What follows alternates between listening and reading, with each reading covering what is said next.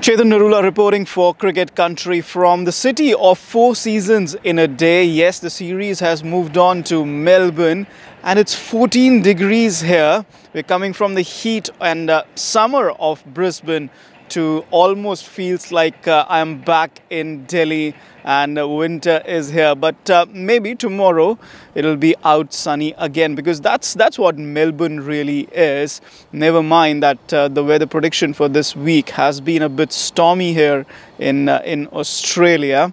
But let us talk about the series that is going on. T20 series. Australia are 1-0 ahead despite everyone saying that India are the favourites. Australia were able to spring a surprise in the first T20, and the key difference was, of course, the fielding between the two sides. Perhaps batting and bowling, India are the better side, at least on paper, especially when the top order is concerned, the new bowlers are concerned, and of course Kuldeep Yadav is concerned. India definitely are the better side, but where they lacked yesterday in Brisbane was their fielding.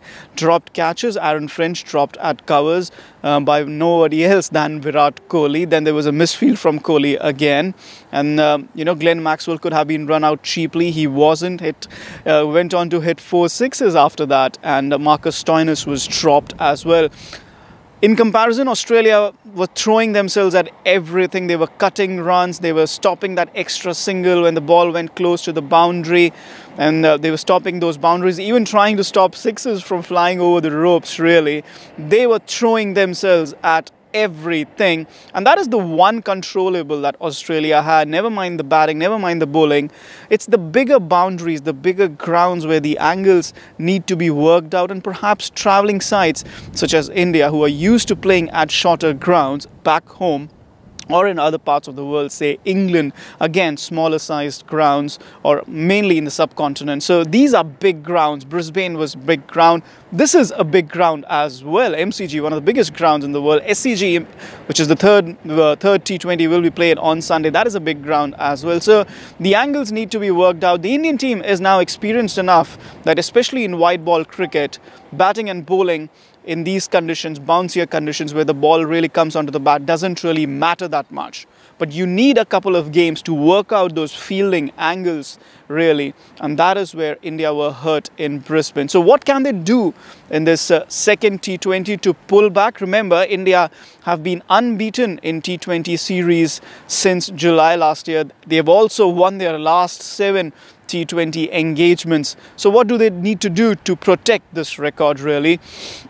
It's too early to make changes, although KL Rahul has looked really scratchy. I'm not sure if the team will bring in Manish Pandey, but the one change they really need to make is bring in Yuzvendra Chahal ahead of Krunal Pandya, because the two wrist spinners were India's strength. Krunal Pandya went for runs, playing for the first time in Australia, never easy, but Chahal and Yadav had a great partnership.